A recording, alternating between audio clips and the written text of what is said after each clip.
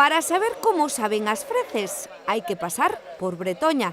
E iso foi o que fixo esta chantadina. Veñas freces que nunca non as conocía, de hecho me sorprendeu bastante este tipo de tapa ou que é o que teñen aquí, está graciosilla, está rica. Este prato de sobremesa era típico antigamente nas casas deste municipio e unha importante fonte enerxética para os que ían traballar. Faise con manteiga, ovo, fariña, pan e leite. E pois añádeselle mel ou azúcar ao gusto un pouco da persoa que vai comer. Un sabor de sempre que moitos quixeron volver a recordar.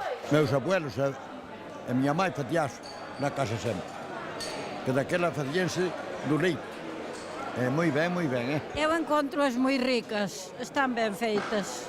E gusta moito o tradicional antigo, non se pode perder. Repartíronse 3 potas como esta. Algúns, como José Ramón, veu expresamente desde Mondoñedo para levarllas a súa muller. A miña sogra, para descansar, aquí de Bertoña, da familia dos Lindís. E aí foi de onde lle viña ao habelas probado e ao habelas degustado a miña señora tantas veces. E para que non quedara casgañas, levo un tupper delas para que non me pase ganas a muller, entón que non haxa problema ningún. un sabor auténtico ao que lle acompañou outro, a de bola de liscos. Faise sobre dunha base de berzas, aí ponse a masa, póñense os liscos, o chorizo, cúbrese con outra capa de masa e por arriba outra vez berzas, e fais así no forno, sin molde. Moi rica. Está moi ben repartida a masa.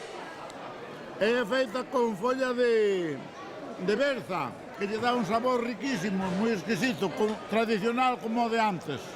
Cousa que non suele encontrarse en calquera sitio. Produtos de sempre que nos fan retroceder aos nosos antepasados. Que se trata de saltar este produto, de non perder esas costumbres que había no seu momento, non? Que se facían con leite de vaca, cando se facía manteiga, se lle botaba pan, bueno, era un alimento moi rico, moi energético para poder traballar despois todos os días do ano, que era un traballo moito máis duro que é agora, non?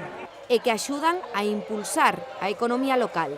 A min gustaríame que este 10º aniversario fose un punto de inflexión para que de verdade acabe collendo cada vez máis popularidade, máis representatividade do que é a maneira de comer e de vivir que tiveron os nosos devanceiros en esta parte da pastoriza, en esta parte da Terra Chama. Un 10º aniversario que se celebrou con artesanía e outras actividades especiais ao longo de todo o día.